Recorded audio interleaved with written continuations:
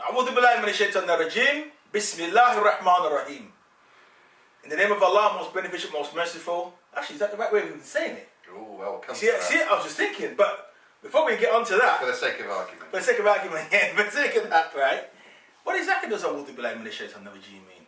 We'll look into that in a bit. But hey, you're watching Islamic Action TV with me, Muhammad Solomon, and me, Simon Marcinak. Assalamu alaikum wa rahmatullahi wa barakatuh.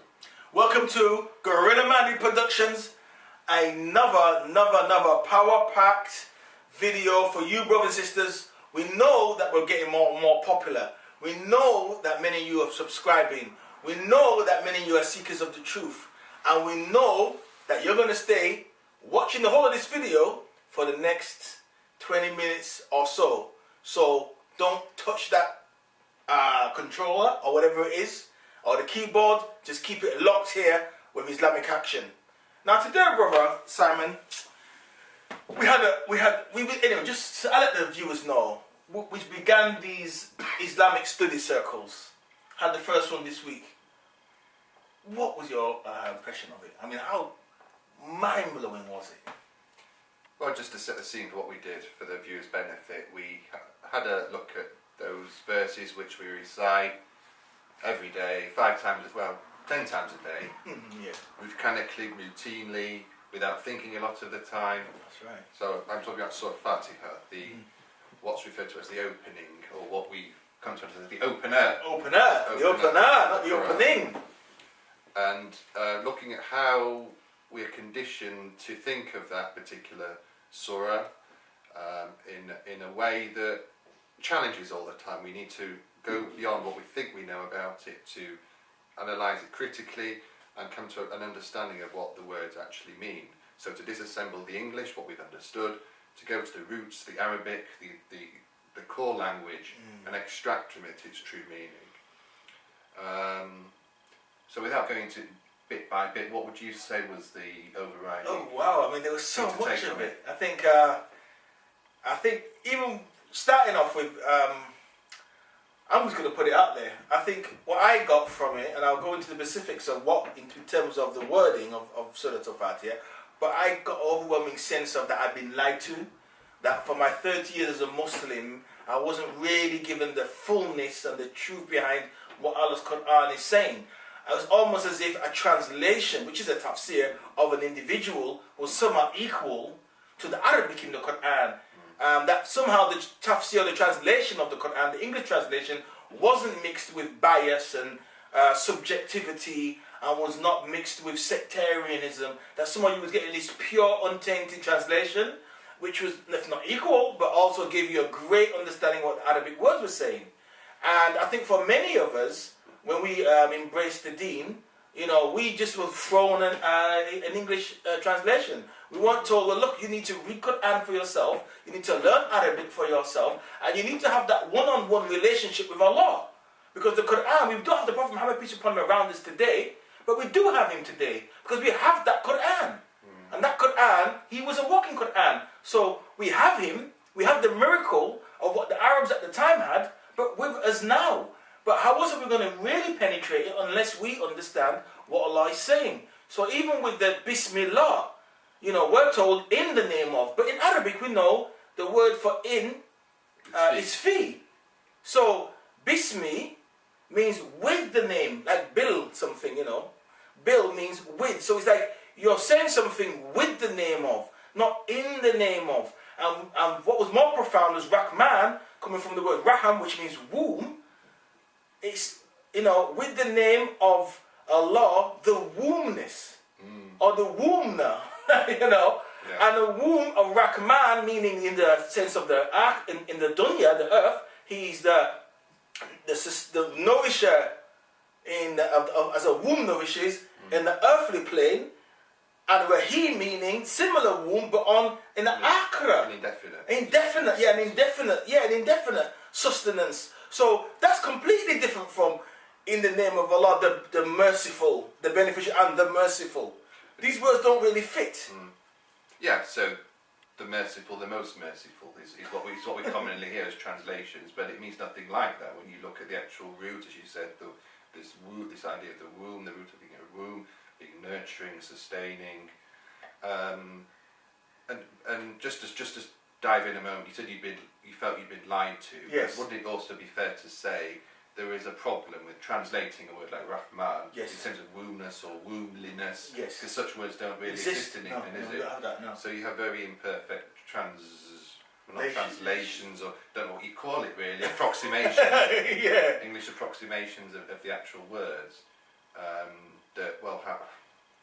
But I think where I'd agree with you is the overall the sense I got from the seminar was the idea that this particular surah is much less paternalistic Yes. than what we've been led to believe. Wow, yeah, I remember that. That blew me away as well. So you have of course you have the idea of the Rahman, the womb, also Rab.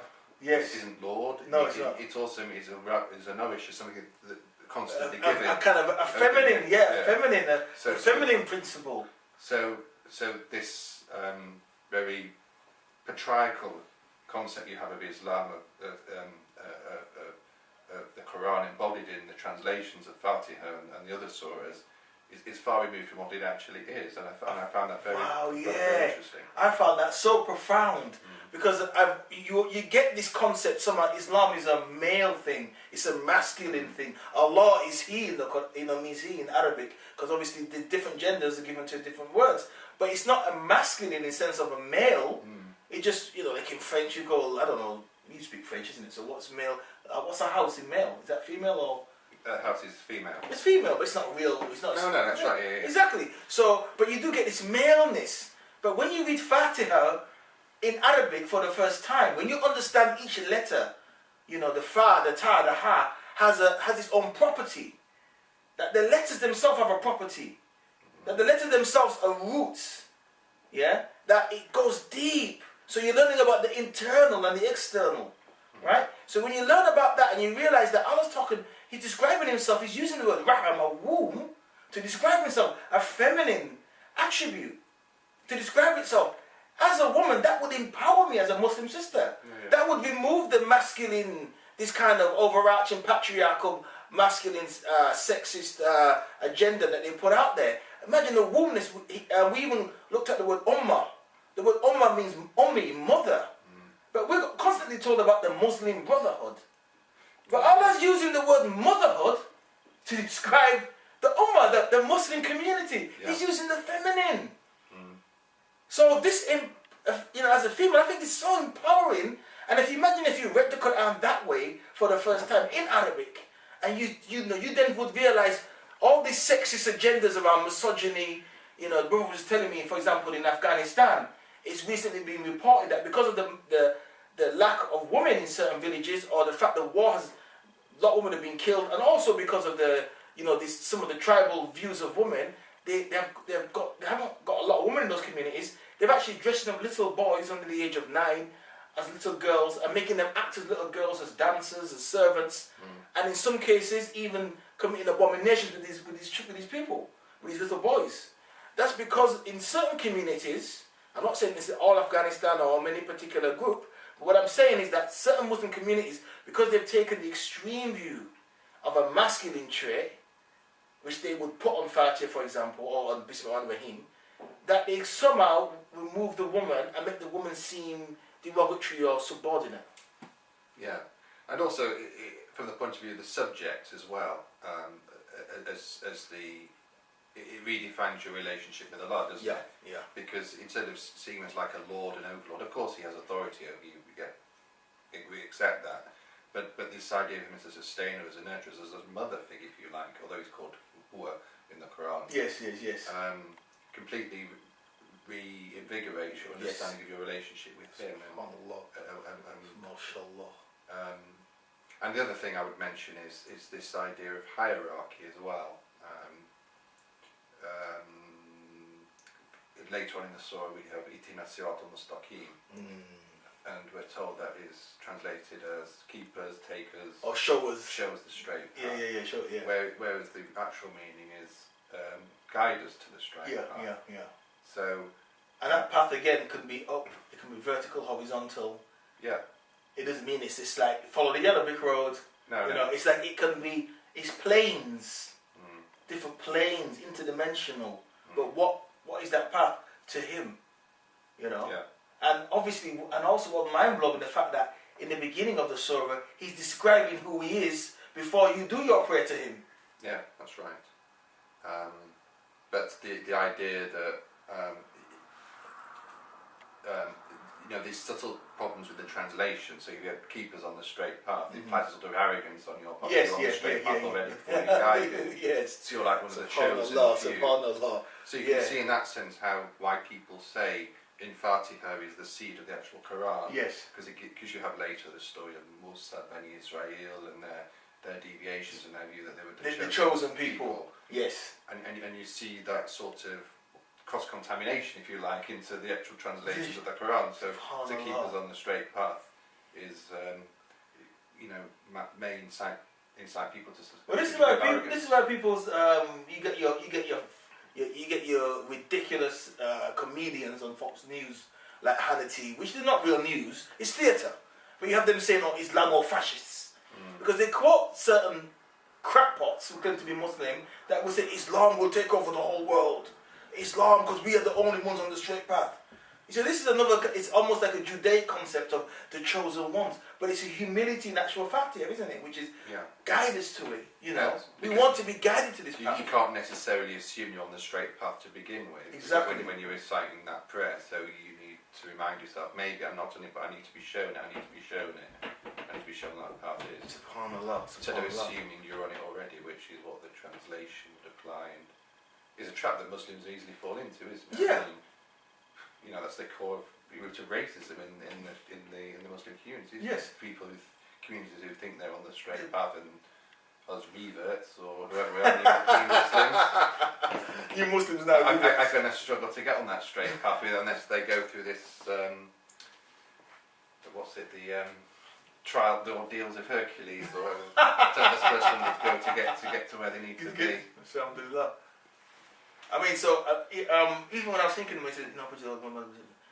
thee alone do worship, thee alone beseech for help. Yeah. That was another key point. When you think of that point, when he's making about, if he said, what did he say? If I love you or you love, yeah, you know what I mean. Thee alone do I worship, but it's almost this exclusivity. Yeah, he was making the point that it doesn't say Nabudak, I worship you, because that doesn't mean exclusive worship, does it? Because the problem with the pagan arms at the time, yes, they worshipped a supreme god, but there were other gods underneath that. This is the hierarchy point I was sort of trying to make earlier. So you had other gods beneath them who also worshipped at the same time. But Iyaka na'budu means you I worship, because it sort of intensifies. Subhanallah. And he said, like if I say, it's you that I love or I love you. If he says it's you that I love, that's exclusive, isn't it? That you're not loving anyone else. I love you, but I also love somebody else. Exactly. And that's the beauty of Allah. So it's like, I think he sets off in like, speaking about himself, that's like in the first person, right? And then he's asking you to speak about him, right? Yeah. So he starts off with outlining who he is, you know, the master of the day of judgment, you know, the Lord of all worlds. And what did he say? We're a world. Yeah, we're a universe inside ourselves. Because we're a universe inside ourselves, yeah. So we are a world as well, which is again empowering again, you know. And keep us on, obviously guide us on the straight, guide us to the straight path, yeah. And the path of which he has blessed, not the path of those who his anger is brought down upon or who have gone astray. Yeah.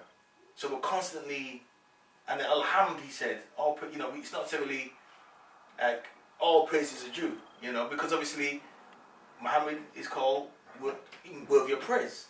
So if all praise is due to Allah, then how come Muhammad's name is worthy of being praised as well? Subhanallah. Subhanallah. Yeah, it throws up a lot of questions.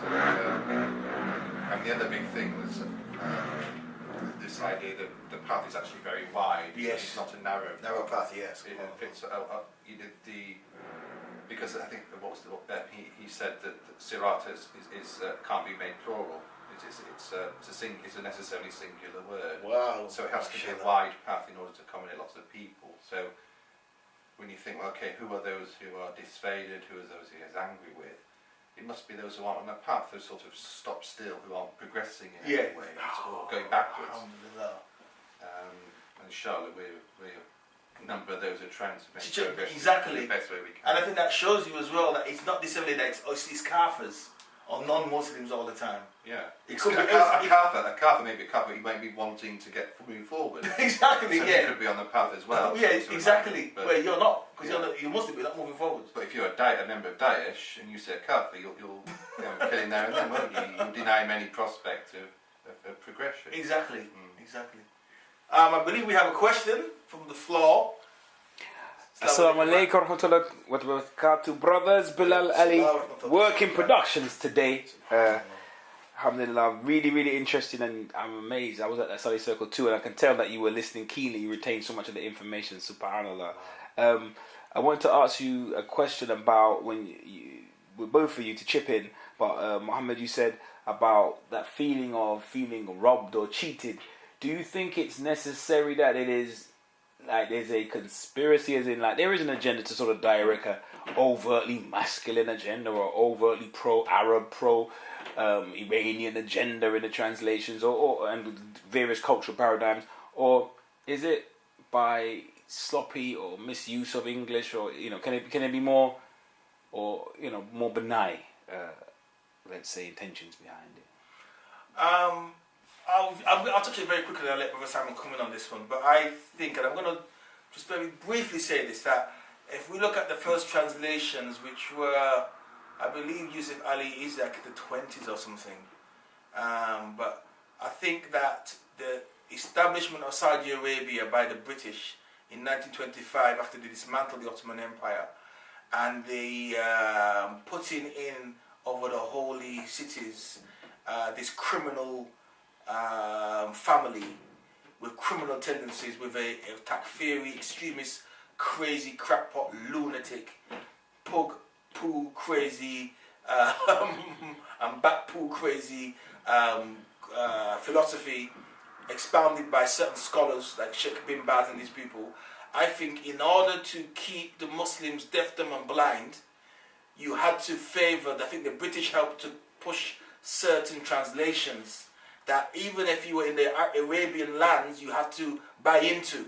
So I believe that the fact that the Arabs themselves have local Arabic, but not Fusha Arabic, was also discouraged by the colonial powers, which was the French and the British in these groups. So what I believe they did was they paid for or got people, scholars, to write French translations and to write English translations, and then put those translations out and made the scholars teach from the translation. Because obviously they said, well, your Arabic is different to Egyptian Arabic, and your Arabic is different to my Arabic, so but we need a lingua franca. Well, let's use French. So what happens is even your modern day Arab, who's not, so for example, you're Libyan, for example, you're Tunisian, he's a Berber. They're not actually Arabs, they're Berbers. But they speak Arabic, but it's not the best of Arabic, it's not Fusha. And many people can't understand Fusha. It's like trying to speak Shakespeare. Many people don't understand Shakespeare. So it's easier if you get a translation or an English, like a modern English, which you can understand. The problem with that is that I believe it's part of the conspiracy. So I believe in order to justify the institution of the Saudi Wahhabi sect and Salafism, you've now got all these translations all over the world that basically rob you of the fullness of Qur'an. And when you read the translation, for example, from Saudi Arabia, on, for example, the woman having to cover, the verse concerning women having to cover themselves appropriately, it's lots of brackets. It will say a woman is supposed to, the Quran says Allah demands this. Then there's all these brackets: cover your head and cover your face, show no hands, show no feet, only have one eye poking out. The brackets extends all through the actual ayah. And you can't tell the ayah from the actual. And you forget what the ayah says. What ayah says. You've got to see this bracket. The bracket, yeah. So you can see, I believe that there is a conspiracy. It's both. It's lazy, shiftless sheikhs who want to get paid, who have not got critical thinking, who are probably bought from the small, not particularly well educated, because you're not going to go for everybody in the Arabian countries and the Persian countries want to be doctors, lawyers, and architects. Who really wants to be a sheikh? So the ones of low quality, really, they end up being forced into it, not critical thinking, and then they follow this line. But I believe that the translation, even if you go back to the 1920s with the Ahmadiyya translation, the Nation of Islam have the Ahmadiyya translation. It's interesting that Elijah Muhammad, who is a so-called messenger, never spoke a lick of Arabic. Right? But he's there to say the Quran says this, And you know, and the Bible says that he can't even speak Latin, he can't speak Hebrew, but he's trying to tell you what it says from an English translation. So I believe the Ahmadiyya we know was created by the British. So all these sects, I believe, are colonial constructs, and I believe that the Muslims, without even knowing, have taken on these colonial constructs and now begin to understand the Quran from either the French translation or from the English translation or from the translations wherever it's put out. So like the Christians have their translated Bible, they don't know the original text, they don't read the original text, they don't even bother with it no more. We just have Hadith, which is written by men again, and English translations. Yeah, and I'll just make a point that social media has a lot to answer for. I mean, how many sort of Facebook posts or Twitter posts have the actual English translation of the Quran as a sort of you know, the moral lesson of the day is this, and they have the English translation of the Quran, and you know, that's it. That's all you need to know. So you're discouraged from actually probing behind that and seeing what's actually behind it, what the actual verses say, which is of such critical importance. And just to answer the point about whether there's anything deliberate or more sinister about the way it's, I think that there's a yes and no answer. As I've said, there are difficult words that are in the Quran which are hard to translate. So Alameen, for example, it can mean a number of different things. What it means of knowledge, worlds. There's all these different meanings. But you have a word like Rabb, which could be easily translated as a nurturer or sustainer. It's translated as Lord. So this masculine word is put in its place. So, you know, that's a very obvious thing that there would be no problem translating it in the correct way. So I think there's a yes and no answer to that question. Indeed. This is really a really interesting lesson, man. I'm gripped. It's only because of time. I guess I'll hand over to you brothers to close out. Mashallah. Well, once again, it's always honored to be. Well, this will be the first of many, hopefully. Yes. As we acquire knowledge, so we'll pass it on. That's the point of it, is to really share this knowledge. And you know, for those who are watching, we have the lessons on a Thursday between 7:30 and 9:30, and in English time, maybe we move to 7. And we get together in a small circle. Halakha. It's a halakha, and we look at the Quran. We look at what the meanings are for ourselves, and we try and do it, because we're not saying we've got ijazah or we're these scholars. We're just simple brothers looking at what the Quran is saying, breaking it down, trying to get that one-on-one relationship with Allah subhanahu wa ta'ala without no intermediary of someone else's tafsir. And it shows, as Allah says, I will reveal this in the Arabic Quran. There's a reason for why it's revealed in Arabic, because Arabic opens your mind. It actually helps to create and drill neural pathways in your mind, in your brain, and in your soul. And it cleans and it opens it up. So Arabic is profound. We're not saying it's the language of the angels or the language of Allah, but it's what Allah designated as a language for us to learn. So there's hikmah, there's wisdom, there's medicine, there's learning in learning Arabic. So on that note, I'd like to thank you for tuning in, for looking. We hope to see you again, as Brother Simon says, it's the first of many, because we're going to go through Fatiha, we're going to be going through all the surahs, and we'll be bringing you the nuggets of knowledge given to us by Brother Bilal Ahmed, who is our scholar. And teaching us the 12 sciences of the Arabic language. Yeah, that's right. You want to close out? Yes, so we'll keep it real and we'll see you on the other side. Assalamu alaikum wa rahmatullahi wa barakatuh. Assalamu alaikum wa rahmatullah wa ta'ala wa barakatuh. Remember, subscribe to Islamic Action TV. Subscribe. Email us, Twitter, and all that good stuff. Assalamu alaikum.